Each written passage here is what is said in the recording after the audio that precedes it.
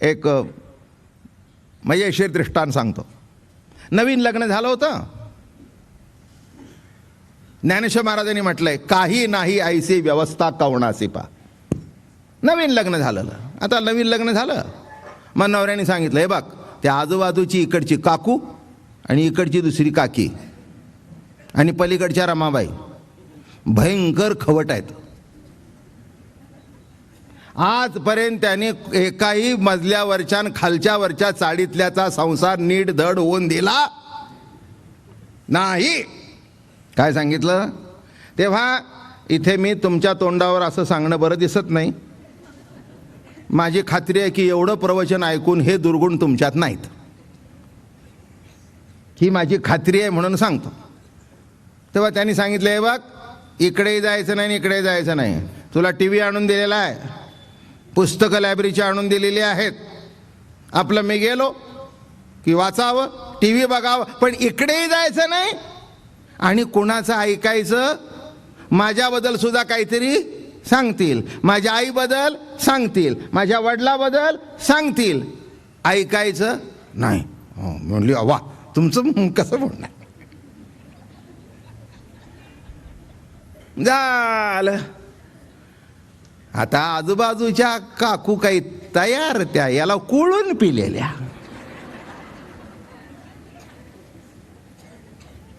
आणि ते काय मुंबईच्या नाही, पुण्यातल्या वाड्यातल्या काकू.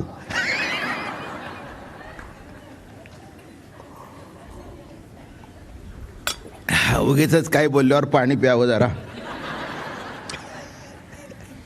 अवघड झालं. काय ग, अगदी दार लावून बसतीस, एवढी काय अगदी पडद्यात आहे का? तूच बाई आहे ना, आम्ही काय बाया नाही होय? खलास. भरली पहिला नारळ, ओटी भरली तुझी. अगं, तुझ्या इतक्या सुंदर नसो, माहिती आहे, तुझ्या नवऱ्याची एकुलती आहेस, आम्ही काही दुसरे आहोत होय? ये की बाहेर.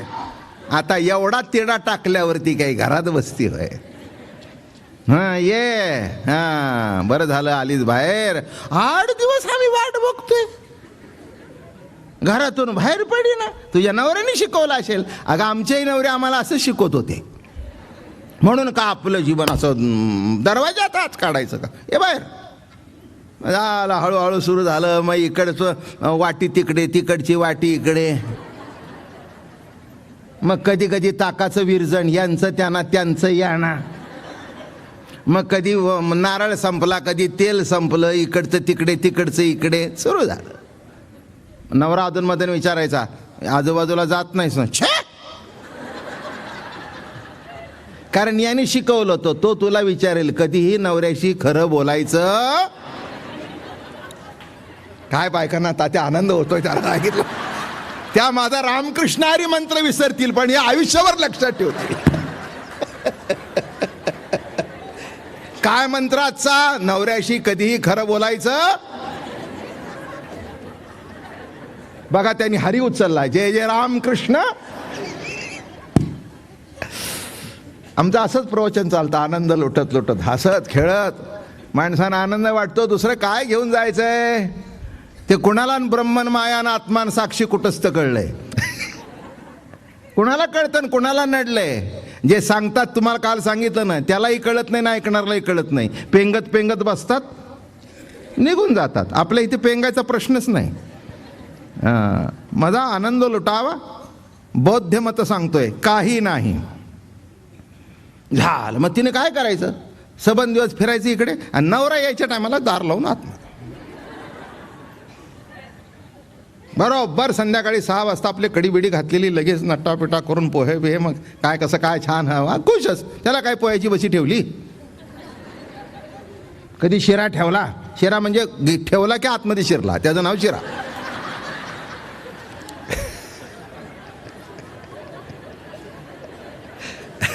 गिळायची आवश्यकताच नाही. आणि नुसता अशोकराव शिरा शिरला नाही, तिने नवऱ्याला सुद्धा खाल्ला. अख्खाच्या अख्खा खाऊन टाकला. अशा त्या शिऱ्याची गंमत आहे. झालं, सगळं चांगलं चाललं. एक दिवस त्याचं काहीतरी वाटलं घरी लवकर जावं. श्रोते इतके हुशार झाले असतील असं मला वाटलं. काय आमचे श्रोते तयार आहेत. पुढचं त्यांना माहितीच आहे, कारण रोज तेच चालू आहे.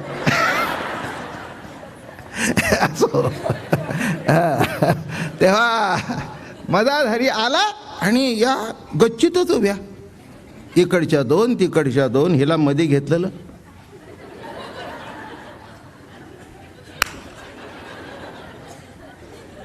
हा लांबून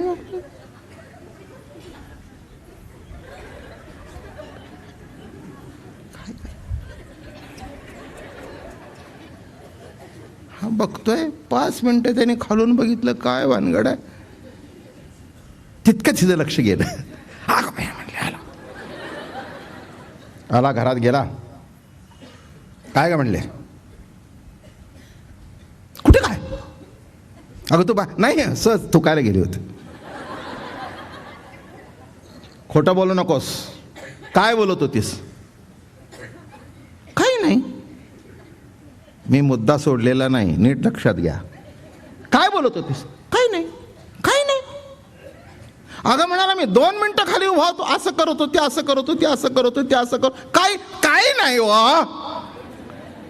काही नाही म्हणजे एवढा आहे की अख्ख्या चाळीची हिस्ट्री त्याच्यात आहे. काय नाही, काय माझं बोलणं कळलं का. काही नाही म्हणजे काही नाही, काही नाही. सगळ्या गावची निंदा नारस्ती त्याच्यात आहे. काय नाही, काय नाही म्हणजे तुम्हाला सांगण्यासारखं नाही, पण खूप आहे. स्थितप्रज्ञाचं लक्षणच आहे की ज्याची बुद्धी स्थिर असते त्याला एकच मला माहिती आहे, आपुले जे साचे ते कल्पांतीही नवेचे, हे जाणून या गताचे न सोचिदो. एक सिद्धांत आहे जीवनाचा, जे आपलं आहे ते आपल्या दारात लोटांगण घेत येईल, आणि जे आपलं नाही तो आपला जीव दिला तरी मिळणार नाही. किती गोड ओवी सिद्धांत सांगितला बघा. आपुले जे साचे ते कल्पांतीही नवेचे, हे जाणून या गताचे न सोचू देव. तेव्हा त्यांनी मगाशी आत्ता येताना मी म्हटलं त्यांच्या खांद्यावर हात ठेवला. आज मला बरं वाटतंय. माझ्या 25 वर्षाच्या श्रोत्याचा सत्कार इथल्या श्रोत्यांच्या समोर आहे.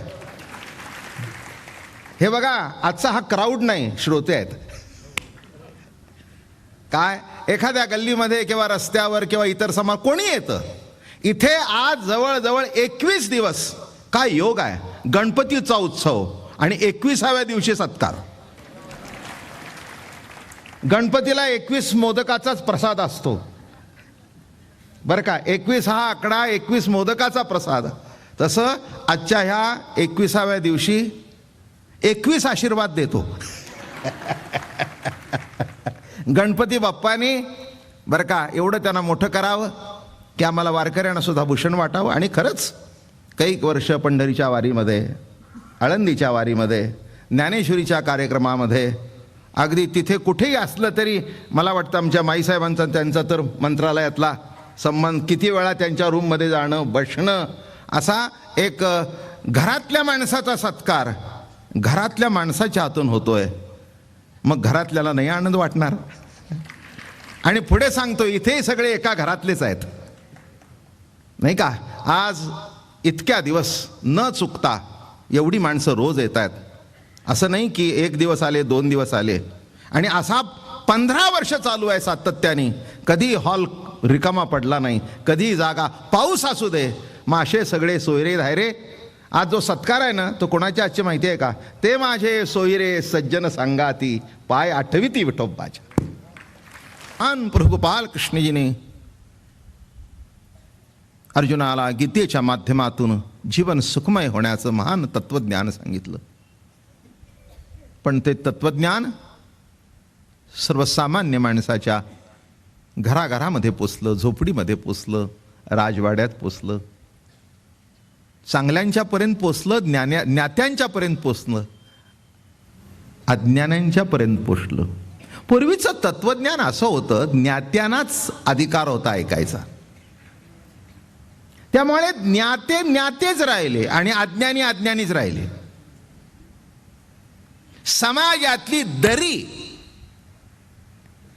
कधीच मिटली नाही. जसं दोन डोंगर असतात, नदी असते, पण पलीकडे जाण्याकरता पूल बांधणारा उत्कृष्ट इंजिनियर लागतो.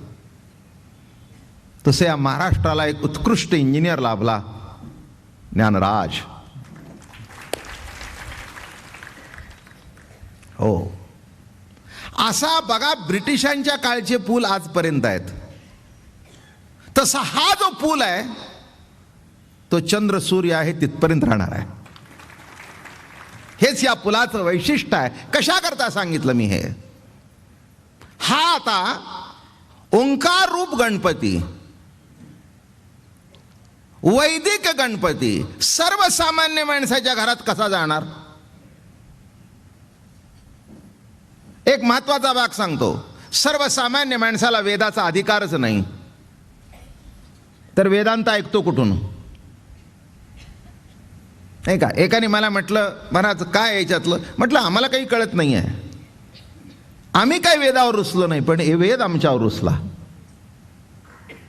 वेद आम्हावरी रुसून या गेला, आम्ही त्याच्या बाला धरिले कंठी, असं तुकाराम महाराज म्हणाले. म्हणजे आमचा रुसण्याचा काही प्रश्न नाही आहे. पण ज्ञानेश्वर महाराजांना हे जेव्हा जाणवलं तेव्हा अकार उकार मकार उपजत वेदेसी उठली तिने. वेद जेव्हा निर्माण झाले तेव्हा पहिलं अक्षर जे बाहेर पडलं ओम, हे जे अक्षर बाहेर पडलं तेच ज्ञानेश्वर महाराजांनी धरलं आणि तो गणपती तसा बसवला.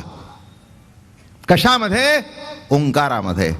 आणि गंमत अशी झाली की तो असा बसवला की सर्वसामान्य माणसाला मराठी भाषेमध्ये तो गणपती वाचता यावा, त्याचा अधिकार प्राप्त व्हावा. आता हा गणपती वाचला, वैदिक म्हणजे त्या वेदाचा अधिकार सुद्धा सर्वसामान्य माणसाला प्राप्त झाला. ही ज्ञानोबारायांनी केलेली सामाजिक क्रांती आहे. तेव्हा असं करत करत करत करत करत आज आपण कुठे आलो बरं का? काल आपल्याला ओवी सांगितली मी की वेदांत तो महारसू, इथपर्यंत आपण आलो. आजची जी ओवी आहे, एके हाती दंतू जो स्वभावता खंडितू तो बौद्धमत संकेतू वार्तिकाचा. आता भाग असा आहे, गणेशाच्या जैमिनी प्रणित पूर्वमीमांसा शास्त्ररूपी एका हातात जो मूळचाच मोडका दात आहे. सबंध गणेशाचं वर्णन आपण ऐकलं. आज 21 दिवस झाले, फक्त 11 ओव्या सांगून झाल्या. पहिली ओवी तर मला वाटतं 8 दिवस चालू होती. एक एक शब्दावर विवरण झालं. हेतू एकच होता तात्यांचा आणि या सगळ्या विश्वस्तांचा की गणपती खऱ्या अर्थाने लोकांच्या हृदयात त्याची प्राणप्रतिष्ठा व्हावी. हाच या गणपती सांगण्यामागचा हेतू आहे. नुसता वडील बसवते म्हणून आम्ही बसवला आणि कार्यक्रम संपल्यानंतर पुन्हा पुढच्या वर्षी स्मरण झाली, असं नको. त्याची प्रतिष्ठा आमच्या अंतःकरणामध्ये व्हावी. आणि तो गणपती, काल पुन्हा सांगितलं, पुन्हा रिपीट करणार आहे मी, केवळ गुणात्मक नव्हे, केवळ विद्येचा दाता नव्हे, तर देवा तूची गणेशू, आत्मरूप गणेशू. हे बघा, विद्येचा देव म्हटलं की विद्येपुरताच, म्हणजे परीक्षेच्या दिवशीच आठवण. माझं बोलणं कळलं का? मामा म्हटला म्हणजे चाकू धरायला. मी तुमचं बोलणं नाही बरं का मामा. काय बघा, लग्नात तुम्हाला माहिती आहे मामाच्या, अरे मामा कुठे गेला, मामा कुठे गेला. माझं म्हणणं कळलं, चाकू धरण्याकडून म्हणजे त्याचं ते लिंबू बिंबू धरून ते एकेकाचं टारे ठरलेलं असतं. काय नवरदेवाला अहो विनबाई बोलवा की, म्हणजे विशिष्ट काळापुरतं विशिष्ट वेळेपुरतं काही काही देवांचं महत्व असतं. तसं केवळ गुणाचा देव म्हटला, विद्येचा देव म्हटला तर त्या त्या वेळेपुरता होईल. आणि आत्मरूपा म्हटला तो प्रत्येक जीवनाच्या अंगामध्ये तो प्रगट झाला. हे वर्म लक्षात घ्या थोडंसं. काय ज्ञानेश्वर महाराजांनी याच्यामधून सांगतायत तो नीट लक्षात घ्या बरं का. त्या त्या वेळेला नाही. याच्यावर ज्ञानेश्वर महाराजांनी खूप लिहिलंय. सोमवारी निराळा, मंगळवारी निराळा, बुधवारी निराळा, गुरुवारी निराळा, शुक्रवारी निराळा, शनिवारी निराळा. रविवारी निराळाने एक शेवटी ओवी लिहून ठेवली, आईसा अखंड भजन करी उगा नरा हे क्षणवरी अघवेनी गावद्वारी आहे वदैशी. काय कळलं? ज्ञानेश्वर महाराजांचा टोला सुद्धा लवकर कळत नाही. तुकाराम महाराज कसं, तुका म्हणे ऐशा नारा, बस एवढं म्हटलं की चटकन कोणाच्याही लक्षात चटकन येतं. पण ज्ञानेश्वर महाराज तसं ऐसा अखंड भजन करी, सोमवारी एक, मंगळवारी एक, बुधवारी एक, गुरुवारी एक, शुक्रवारी एक, शनिवारी एक, रविवारी एक, आणि पुन्हा त्या 7 वारात 33 कोटी, पुन्हा त्या प्रत्येक वाराला त्यांचा प्रत्येकाचं एकच असेल असं नव्हे, प्रत्येकाची भिन्न दैवत. ज्ञानेश्वर महाराज म्हणाले हा कसा आहे माहिती आहे का? एका गावामध्ये प्लेगची साथ आली. प्लेगची साथ आल्यानंतर, आता काही तुम्हाला प्लेग माहिती नाही, आता चिकनगुनिया माही झाला. ही स्वराज्यानंतरची नवीन निर्मिती आहे बरं का दादा. स्वराज्यानंतर नवीन घटना ज्या घडल्या, नवीन पूल झाले, नवीन बंधारे झाले, नवीन सोयी झाल्या, शेतीत प्रगती झाली, तसं रोग सुद्धा नवीन काही काही आले. आणि त्याच्यातला या वर्षातला कधी ऐकलंच नाही आम्ही. म्हणजे चिकन गेली रोगाने हे माहिती होतं नाही, म्हणजे तो कोंबडी रोग झाला होता ना मध्ये, म्हणजे रोगाने चिकन गेली हे ऐकलं होतं, पण चिकनगुनिया हे नवीनच झालं काहीतरी. काय कशा करता सांगतोय, असं काही काही काही काही काही काही काही काही नवीन घडत असतं. तसं नीट लक्षात घ्या. रोगाची साथ आली. पूर्वीच्या काळी प्लेग होता, प्लेग आणि पटकी, पटकी म्हणजे कॉलरा. आणि प्लेगाची अशी गाठ यायची. मला आठवतं माझ्या लहानपणी, अगदी म्हणजे आता लहानपणी म्हणजे आता 71 चालू आहे, म्हणजे मी 2-3 वर्षाचा असताना, त्याच्याही अगोदर प्लेगची साथ फार असायची. आणि वारीच्या रस्त्याने प्लेगची इंजेक्शन घेऊन काही काही वेळेला दिंड्या बाहेर थांबवायच्या. मला आठवतं मी 5-6 वर्षाचा होतो, आळंदीमध्ये आम्हाला एंट्री दिली नाही, इतकी साथ त्यावेळेला होती, इतकी साथ होती. मग त्या असंच प्लेगाची साथ आली. आणि साथ आल्यानंतर काय घडलं माहिती आहे का? सगळ्या बायका, हिचा गेला, तिचा गेला, तिचा गेला, मग सगळ्या देवाकडे जातात. देवा, पांडुरंगा, गणपती बाप्पा, दत्तात्रय महाराज, मारुतराया, आंबे, सगळी दारं पुसतात. ह्याच्याकडे जा, त्याच्याकडे जा, त्याच्याकडे जा. एक वेशीवर बसली होती हसत, याच्यातून ओळखून या. पानाचा वेगळा सगळं पिचकारी टाकत बसलेली होती. सगळे म्हणले अगं बाई, आम्हाला एवढी काळजी, आणि तू पान तंबाखू घालून आघवेनी गावद्वारी आहे वदैशी. मग तिला म्हणाले अगं तुला काही काळजी नाही का? ती म्हणली मला काय काळजी आहे, या गावचे मुडदे सगळे गेले, तर शेजारचं गाव कुठे रुकाम आहे? तिथे आहेतच की. लक्षात घ्या काय लेवलनी ज्ञानेश्वर महाराजांनी हाणलंय बघा.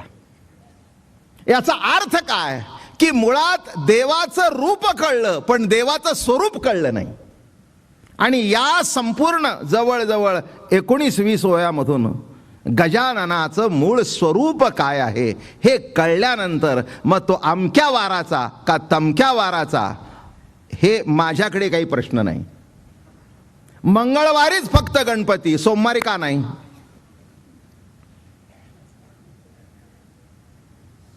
तात्या सांगा काय उत्तर आहे तुमच्याकडे? लग्नाच्या वाढदिवसा दिवशीच नवरा, एरवी नाही.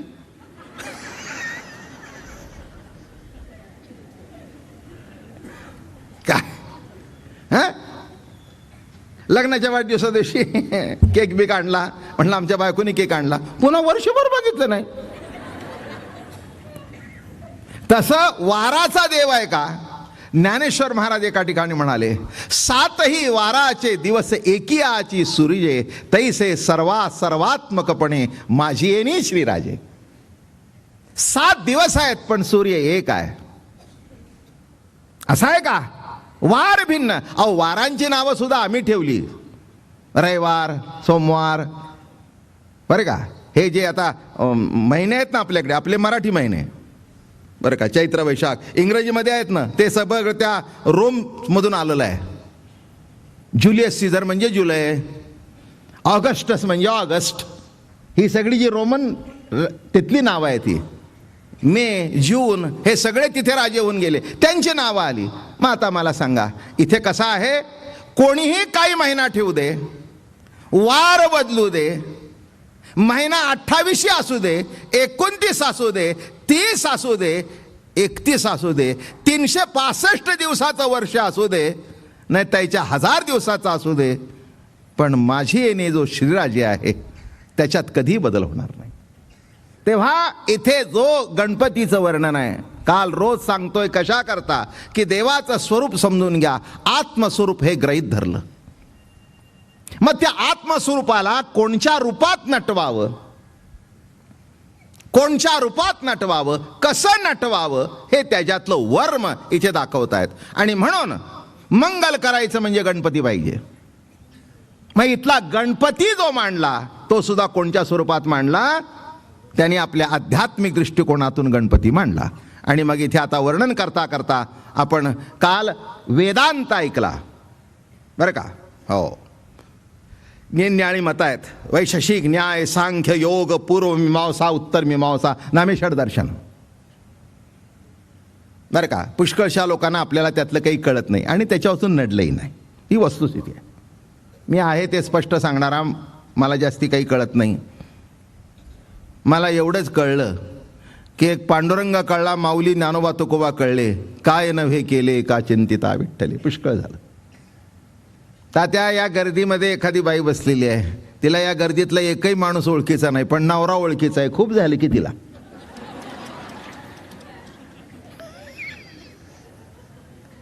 नाही तर सर्वांना ओळखते आणि घरभर लेकुरेन माझा घो कोणी सांगा. तुकाराम महाराज काय लिहितात बघा, फार सुंदर लिहितात. घरभर लेकुरे आणि माझा घो कोणी सांगा. कोकणामध्ये घो म्हणजे नवरा. कोकणामध्ये नवऱ्याला काय म्हणतात, घो. तेव्हा तिथे कोकणात व्यापाराला गेले होते, त्यांनी ऐकलं असेल, ते म्हणले हा शब्द अभंगात वापरायला. घरभर लेकुरे आणि माझा घो कोणी सांगा. घरात पोरं भरलेली आहेत खूप, अगदी इकडे पोर, तिकडे पोर, तिकडे पोर, तिकडे पोर, काकेवर पोर, मागे पोर. तिला विचारलं पोरांचा बाप,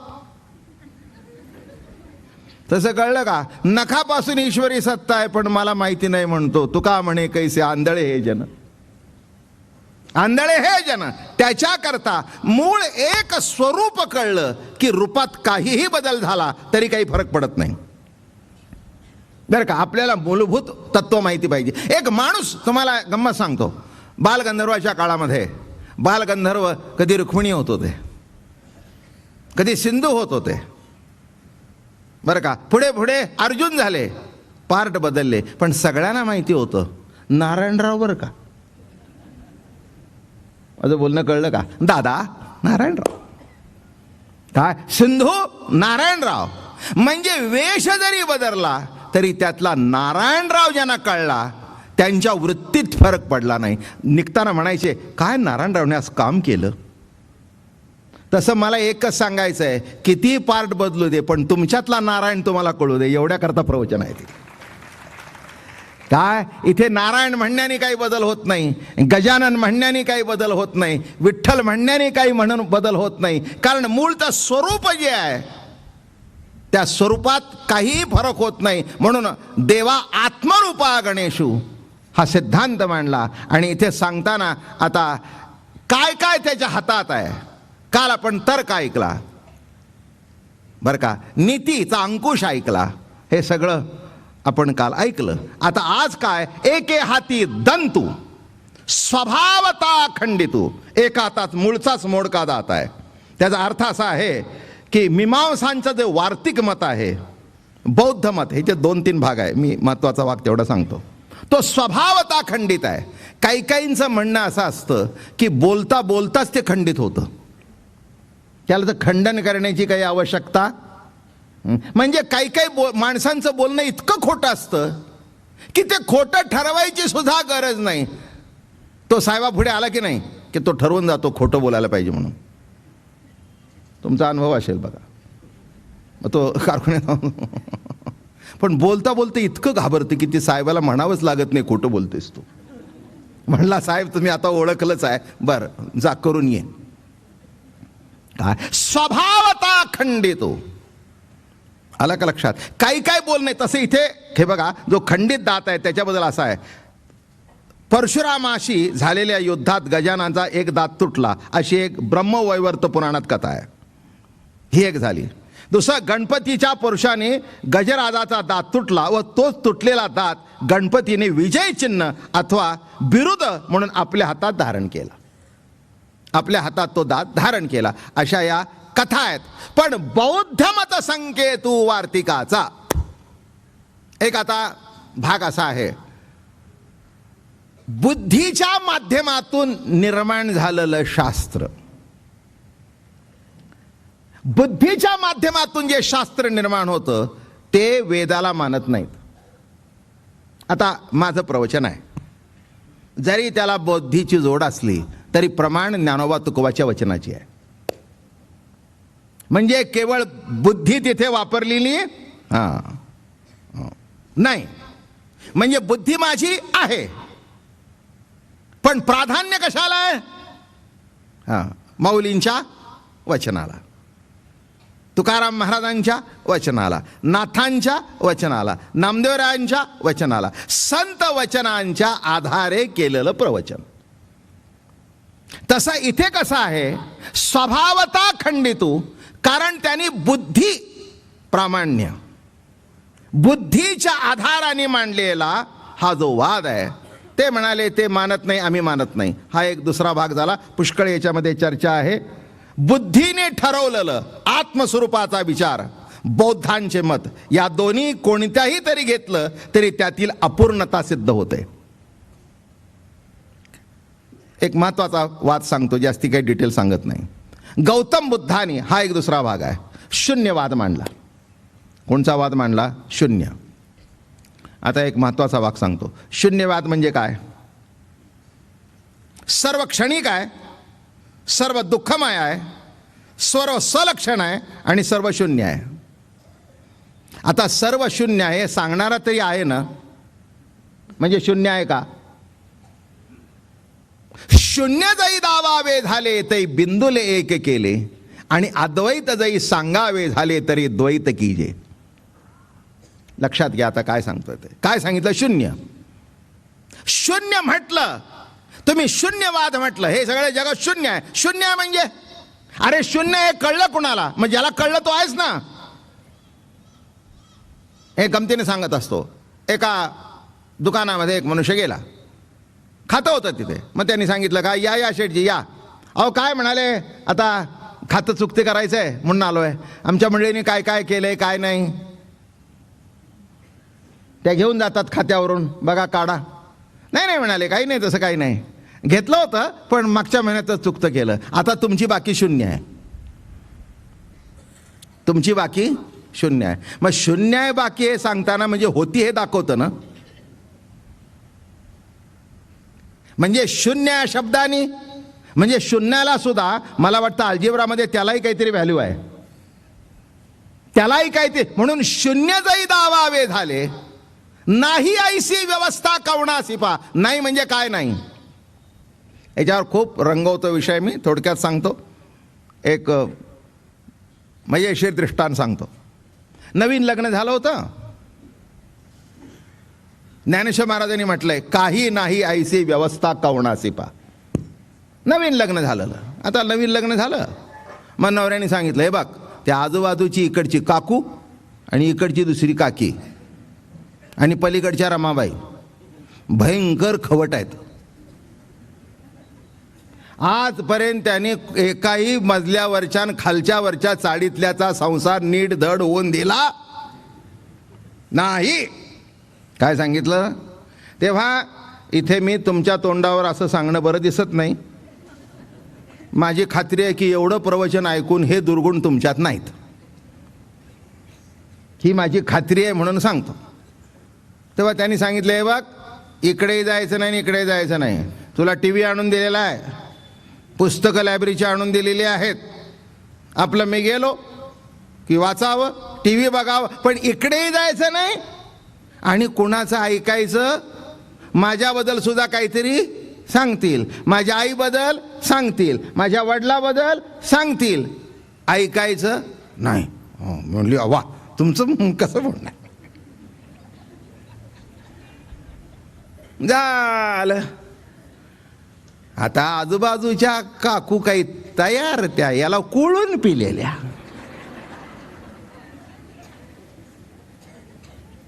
आणि ते काय मुंबईच्या नाही, पुण्यातल्या वाड्यातल्या काकू.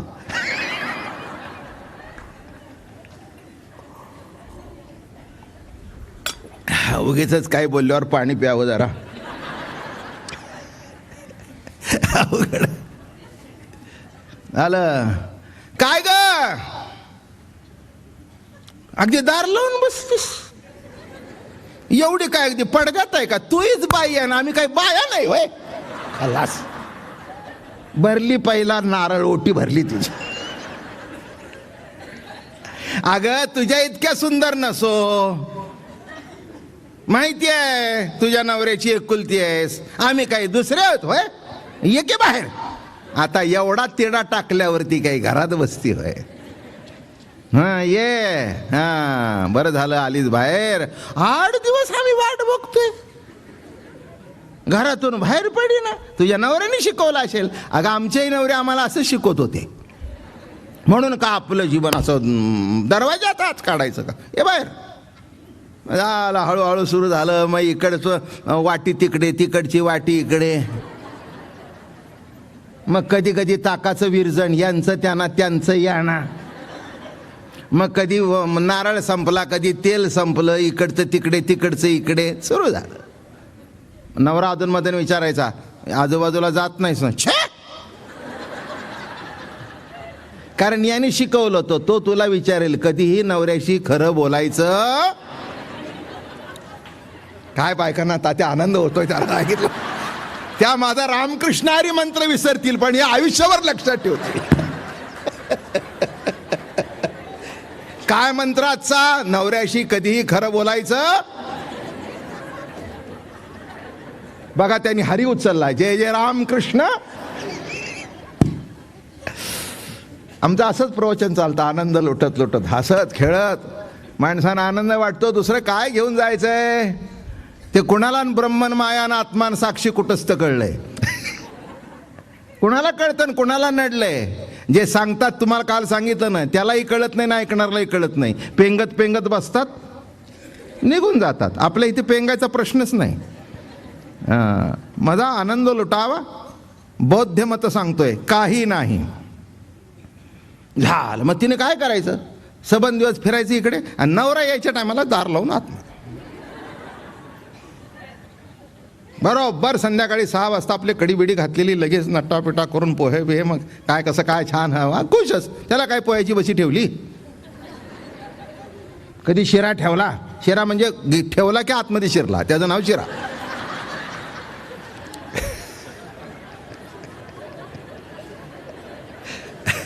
गिळायची आवश्यकताच नाही. आणि नुसता अशोकराव शिरा शिरला नाही, तिने नवऱ्याला सुद्धा खाल्ला.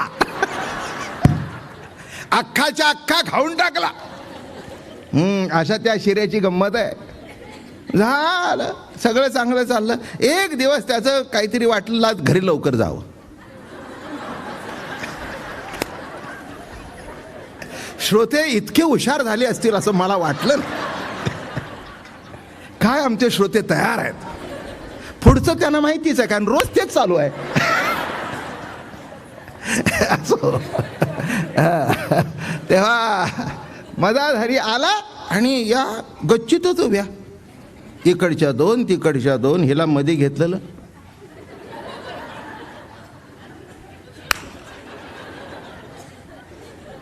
हा लांबून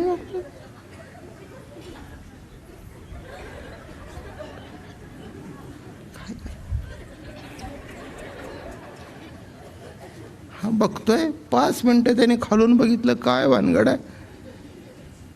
तितकं तिचं लक्ष गेलं. हा म्हणले आला. आला घरात गेला. काय का म्हणले, कुठे काय? अगं तू नाही सहज थुकायला गेली होती. खोटं बोलू नकोस. काय बोलत होतीस? मी मुद्दा सोडलेला नाही, नीट लक्षात घ्या. काय बोलत होतीस? काही नाही, काही नाही. अगं म्हणाला मी 2 मिनिटं खाली उभा होतो, असं करत होती, असं करत होती, असं करत होती, असं करत. काही नाही वा. काही नाही म्हणजे एवढा आहे की अख्ख्या चाळीची हिस्ट्री त्याच्यात आहे. काय नाही, काय माझं बोलणं कळलं का? काही नाही म्हणजे काही नाही, काही नाही. सगळ्या गावची निंदा नारस्ती त्याच्यात आहे. काय नाही, काय नाही म्हणजे तुम्हाला सांगण्यासारखं नाही, पण खूप आहे. माझं बोलणं कळलं का? काही नाही ऐसी व्यवस्था. एक दृष्टांत लक्षात घ्या. तेव्हा काही नाही म्हणण्यामध्ये किती आहे. दुसरा तुमचा आमचा दृष्टांत सांगतो. तर ते आपण लहानपणी आणि हे शाळेत खेळायचे ना आम्ही, मग ते गोट्या वगैरे. आता पुण्याला बघा ती सिगरेटची पाकिटं ती अशी टाकून खेळायचं. तुम्ही खेळला असेल लहानपणी. मग ते दगडं बिगडं भरायची. अहो हे लहानपणचे खेळच आहेत सगळे. आता हे खेळ नाहीत. आता ते टकटक करत बसायचं, ते खेळ आता आहेत. मग ते लगोरे असं मारून वगैरे. मग ते आता उन्हाळ्याच्या सुट्टीमध्ये चिंचा पाडायच्या, ते खात बसायचं. आणि मग मुलांना माहिती की ते पुन्हा घरी भरून आणायचं बरं का. आणि एक दिवस असा बाप आला, चिंचा बिंचा खाऊ नको, आजारी पडेल, तानफाड फोडेन बघ, काय असलं घरी आणायचं नाही. आणि एक दिवस नेमका बाप असा. आणि मग त्यांनी ओळखलं की असं असं वाकडा चाललाय, कारण हा खिसा फुगला होता, असा वाकडा चाललाय. काय रे असा का चाललायस? काही नाही. एकच शब्द गमतीने सांगतो, हसत खेळत कळावं तुम्हाला नेमकं काय. काही नाही. बापाने ओळखलं, कारण त्यांनी तेच केलं होतं. तेव्हा काही नाही हे त्यालाही माहितीच. ते असं वाकडं वाकडं आलं, असा फिरवला, काय रे म्हणला, खिशात काय नाही म्हणला, हे काय भरलंय? अहो काय सांगू, त्या गोट्या काय, दगड काय, चिंचके काय, अरा काही नाहीतून एवढं बाहेर पडलं. तसं काही नाहीतून एवढं विश्व बाहेर पडलं. काय मजा आहे, काय मजा आहे. काही नाही, त्याच्यातून एवढं विश्व. नाही तेची कैसे झाले रे खेळिया, नाही तेची कैसे, नाही तेची कैसे झाले रे खेळिया. अरे खेळिया काय गंमत आहे, नाही त्याच्यातून केवढं तरी बाहेर पडलं. म्हणून लक्षात ठेवा, शून्य शब्दाचा अर्थ शून्य नाही. नाही म्हणजे काहीतरी 100% आहे. तसं इथे शून्यवाद बुद्धाचा खंडन करण्याची काही आवश्यकता नाही बरं का. त्या काळामध्ये आणि गौतम बुद्धांनी वाङ्मय सुद्धा पाली भाषेमध्ये निर्माण केलं. महावीरांचं अर्धमार्धागिरीने पाली भाषेमध्ये वाङ्मय निर्माण झालं. पण गंमत आहे, त्या काळामध्ये त्यांनी काय केलं की सगळ्या जाती जमाती एकत्र केल्या. म्हणून जपानपर्यंत तो बुद्ध धर्म गेला. आपल्याकडे तर काहीच नाही. मी सिलोनला गेलो होतो, काय तुम्हाला सांगू, सोन्याची मूर्ती. परदेशातही बघितलं काही काही ठिकाण, इतकी उत्कृष्ट गौतम बुद्धाची मूर्ती. पण एक लक्षात ठेवा, गौतम बुद्धांनी स्तूप बांधली, कारण आतमध्ये काही ठेवायचं नाही, शून्य. म्हणून मूर्ती कोणाची नाही, हे जरी सत्य असलं. पण कालांतराने गौतम बुद्धाच्या सोन्याच्या मूर्ती झाल्या. हेही मोठं गंमत आहे. आणि मी सिलोनला त्रिवेंद्रमला गेलो. तो त्रिवेंद्रमचा जो नारायण आहे ना, तो असा निजलेला आहे, शेषशाही भगवान आहे. आणि लंकेला गेलो, तिथे गौतम बुद्ध असा निजलेला बघितलं. म्हणजे नीट लक्षात घ्या की माणसं म्हणतात करायचं नाही, पण कालांतराने ते झाल्या. कारण कितीही शून्य म्हटलं तरी समोर डोळ्याला काहीतरी उपासनेला लागतच. महाराज म्हणाले, खपुष्पाची पूजा बांधोनी निर्गुणा आणि पाहोनिया कोण तृप्त झाला. खपुष्पाची पूजा हे चांदणं, त्याची पूजा बांधोनिया निर्गुणा, पाहोनिया कोण तृप्त झाला. असा कोणी तृप्त होतो का? तसं नाही नाही नाही नाही नाही म्हणण्याची गरज नाही. म्हणून जो शून्य म्हटल्याबरोबर खंडित झाला, तिथेच संपला. शब्द म्हटला आणि तिथे त्याची निराळी पूर्तता करण्याची काही गरज आहे का? हो, निराळा सिद्धांत सांगायची गरज आहे का? म्हणून इथे ज्ञानेश्वर महाराज मोठ्या कौतुकाने म्हणतात, गौतम बुद्धाचा शून्यवाद ठीक आहे, मान्य करायचं असेल त्यांनी मान्य करावं, त्याच्याबद्दल काही चर्चा. इथे काय खरं का काय खोटं हे काही नाही. याच्यात हे असं आहे, हे असं आहे. आपल्याला काय स्वीकारायचं ते आपण स्वीकारलेलंच आहे. कळलं का तुम्हाला? योगियांचे ब्रह्मशून्य व्योमाकार, आम्हाशी साकार विटेवरी. खलास. ज्ञानेश्वर महाराज, तुकाराम महाराज हे खटके तोंड्यामध्ये फार पटायत. योगियांचे ब्रह्मशून्य व्योमाकार आमचे साकार विटेवरी. खलास, आमचं साकार विटेवर उभा आहे, तेव्हा आम्हाला जास्ती चिंता करण्याचं काही कारण नाही. बरं का, जिचा नवरा घरी नसेल तिने चिंता करावी. आमचा जर शेजारीच बसलाय, चिंता करायचं काय कारण आहे? शून्य असेल तर तुमचं शून्य तुम्ही बघून घ्या, आम्हाला त्याची. पण इथे काय केलंय ज्ञानेश्वर महाराजांनी, की एक एक सिद्धांत घेऊन तो मुळातच कसा खंडित आहे एवढं सांगायचंय त्यांना. आणि हे सगळे गणपतीच्या हातातले जे अवयव आहेत, एक दंत आहे, आपण म्हणतो दंत, आता पौराणिक कथा त्याला आहे, ते परुष लागला ते तुटलं, ठीक आहे, पण स्वभावता हे वर्म आहे. काही काही लोकांचं बोलणं इतकं पोकळ असतं बरं का, ते त्या बोलण्यामध्ये तितकासा अर्थ सुद्धा राहत नाही, ते बोलता बोलता संपून जातं. आता तुम्हाला कल्पना असेल की आता हे निवडणुकीची तिकीट मागायला येतात, ते फुसके किती असतात ते तुम्हाला माहितीच असतं. आल्याबरोबरच सांगितलं हे डमी आहे बरं का, स्वभावता खंडित. स्वभाव डमी असतातच की, अहो त्याला उभं करा की, ज्या की पाठवून, अहो एक कशाला 10 पाठवा की, उगीच आपलं साहेबाला म्हणायचं. माझं म्हणणं कळलं का?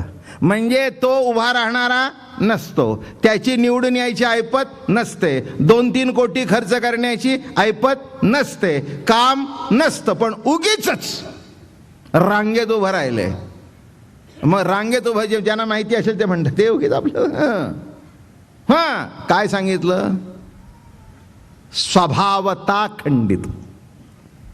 स्वभावता, ज्याला खंडन करण्याची आवश्यकता नाही, मंडन करण्याची आवश्यकता नाही. म्हणून महाराज इथे कौतुकाने म्हणाले तो बौद्ध मत संकेतू वार्तिकांचा.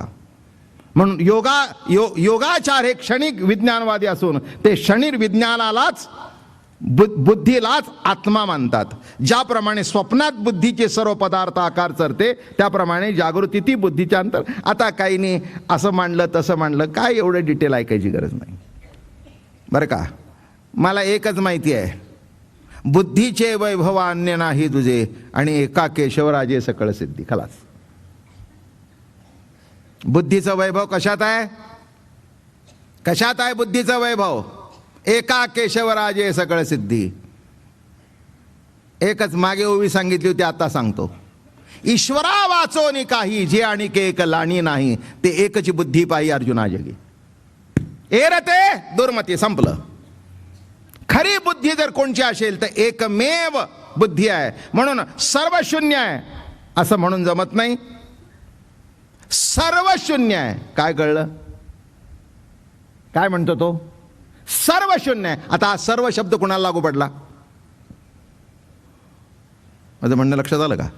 सर्व काय आहे? शून्य आहे. पण सर्व कुणाला लागू पडलं? सर्वामध्येच काहीतरी आहे हे सिद्ध होतं. म्हणून इथे कितीही प्रयत्न केला शून्यवादाचा तरी ज्ञानेश्वर महाराजांनी त्याचं खंडन केलं. म्हणून एकच ओवी पुन्हा म्हणतो, शून्य जई दावावे झाले तै बिंदुले एक केले. बर का. आणि अद्वैत जई सांगावे झाले तरी द्वैत कीजे. म्हणून शून्य म्हणजे काही नाही असं नव्हे, पण तिथे सुद्धा काहीतरी एक कितीतरी सांगावंसं वाटतं. पण नाही, गणपती संपायचा आता. झालं, उद्या कीर्तन, परवा कीर्तन, फक्त 5-6 दिवस राहिले, मग पुन्हा आणखीन शिल्लक राहील कुठेतरी. म्हणून जरा पुढची उभी वाचतो. फार सुंदर आहे पुढचंही. आजच्या समारंभाला अनुकूल उभी आहे. मग सहजे सत्कार वादू तो पद्मकर वरदू, धर्म प्रतिष्ठा तो सिद्धू अभय असतो. मग एक एक वाद सांगत असतात. काय काय आहे? सहजे सत्कार वादू. एक लक्षात घ्या, असत स्वरूपाला आपण आकार देतच असतो, पण सत स्वरूपाला आकार देणं हेच माणसाच्या जीवनाची इति कर्तव्यता आहे. बरं का. नको ते माणसापुढे मांडणं, मी याच्यावर चर्चा करत नाही, करायचं म्हटलं तर सध्या खूप आहे.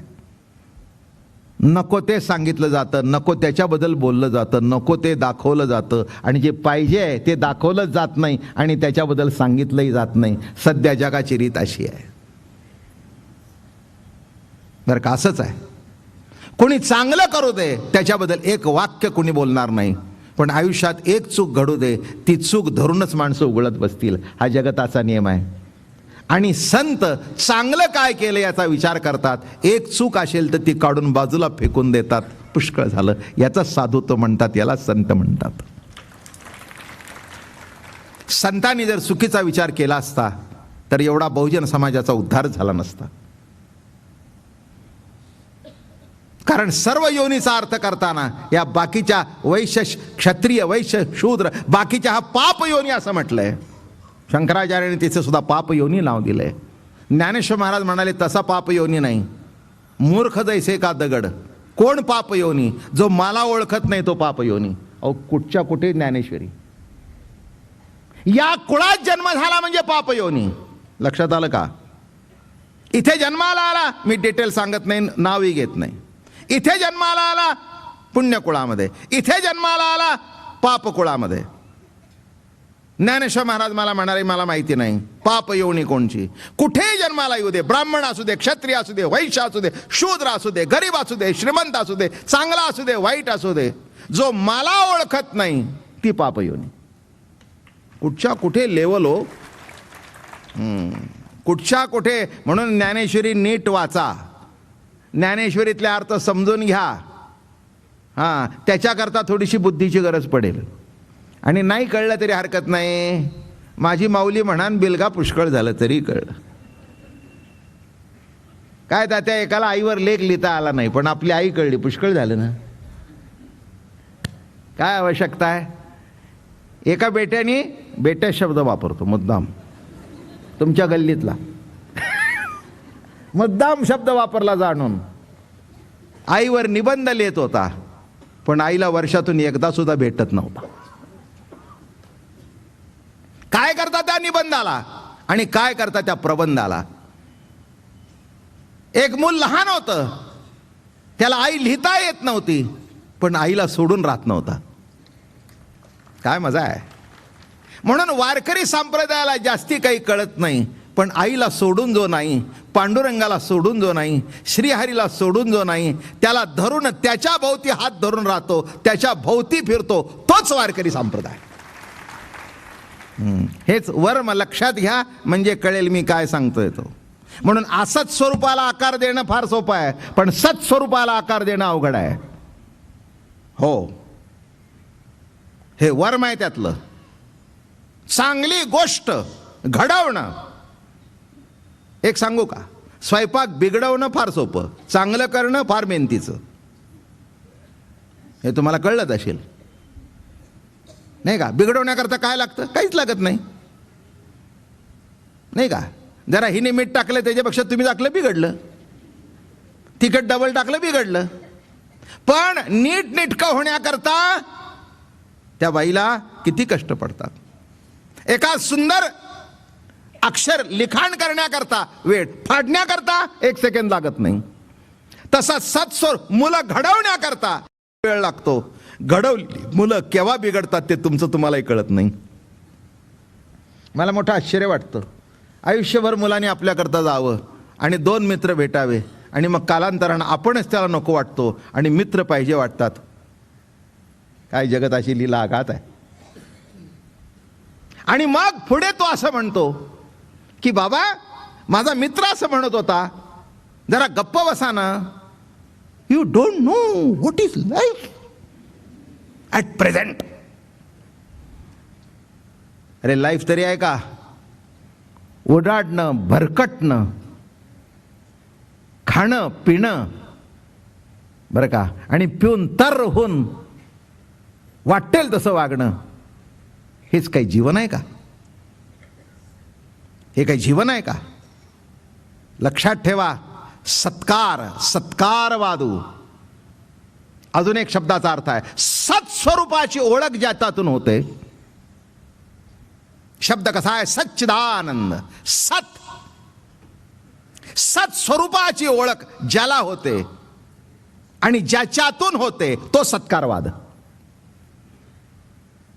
वाद म्हणजे, लक्षात ठेवा, वाद म्हणजे भांडण नाही. इथे वाद शब्दाचा अर्थ जो गुरु शिष्यामध्ये संवाद चालतो तो आहे, बरं का? हो, मित्रामित्रामध्ये काही वेळेला भांडण होतं, गुरु शिष्यामध्ये संवाद असतो बरं का. आवडीने प्रेमाने एखादा समजला नाही तो गुरुला म्हणतो, महाराज माझ्या नाही लक्षात आलं. बरं बाबा सांगतो तुला. संवाद आहे. हे तुम्ही सांगता ते बरोबर नाही. भावाभावामध्ये संवाद फार क्वचित, वाद कायम. अवघड आहे. इथे आपल्याला ज्ञानेश्वर महाराजांनी ज्ञानेश्वरीतून काय कळलं का? ज्यांना अधिकार होता आणि ज्यांना अधिकार नव्हता अशा सर्व माणसाची संवाद साधला. ही ज्ञानेश्वरी काय? संवाद आहे. हा संवाद आहे. संवाद साधला. इथे बोलत होते निवृत्तीनाथाशी आणि निवृत्तीनाथ दृष्टीतून बोलत होते. संवाद चालू होता. बरोबर आहे ज्ञानराजा, सांगतोस ते बरोबर आहे. बरोबर आहे, बरोबर आहे, बरोबर आहे. हा संवाद पाहिजे. एक लक्षात ठेवा, संसारामध्ये संवाद असला तर संसार यशस्वी. विक्षिप्त झालं तर संसाराला कुठेच मजा नाही. खरं आहे ना. पती असू दे, पत्नी असू दे, मुलं बाळं असू देत, एकमेकाचा संवाद जमला पाहिजे. नाही जमला तर काही उपयोग नाही. हा येतो, ती ताट पुढे ठेवते, पाहिजे का पुन्हा सांगत नाही, असं म्हणत नाही मी बाहेरून खाऊन आलोय, नको असेल ते ताटात टाकून टाकतो. त्यांनी सांगितलं असतं माझी वाट बघायची. ही आपली 9 वाजता जेवते, आरामात झोपते, हा 12 वाजता येतो, खातो पितो, मग पुन्हा म्हणतो आमची वाट बघत नाही. वाट बघायच्या वेळेला ये ना. तू वाट लागलेली असलून येतोस. मराठी कळतंय ना. स्वतःची वाट लावतो.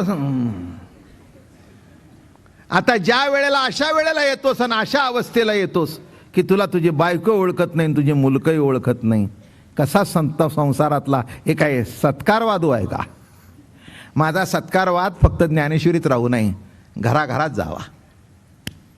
घराघरात प्रत्येक पती पत्नीला कळावं, मुलाबाळांना कळावं की आपल्याला इथे नाही तर कशा करता यायचं हो, इथे काय नडलंय काय यायचं. हां एवढी अगदी गर्दी, तुफान, खालचंही नाही सीट आहे, मग येताय ना, येताय तर माझी इच्छा आहे माझ्या प्रवचनातून मी काहीतरी घरी घेऊन जातो, तुम्ही घेऊन जा.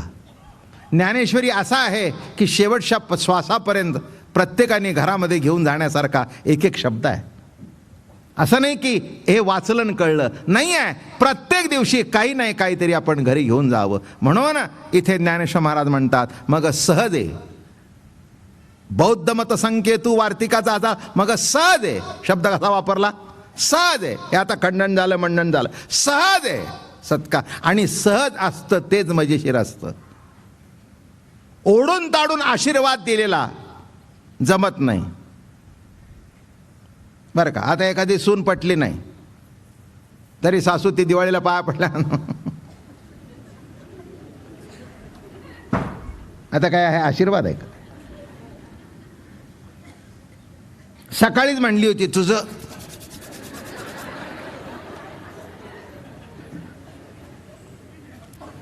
इथे सगळ्यांना माझे ॲक्शन समजतायत. म्हणजे काय म्हटलं हे झालं ना. आता रीत आहे पाया पडल्यानंतर मनातून बरं वाटतंय का? लक्षात ठेवा, असा हात कराल ना तेव्हा तो हात हृदयापासून आलेला आहे एवढं विसरू नका. हात कुठून आलाय? हृदयापासून हात आलाय हे विसरू नका. आणि म्हणून मग सहज येतो सत्कार वादू. याच्यानंतर उद्या बघू, आपला टाइम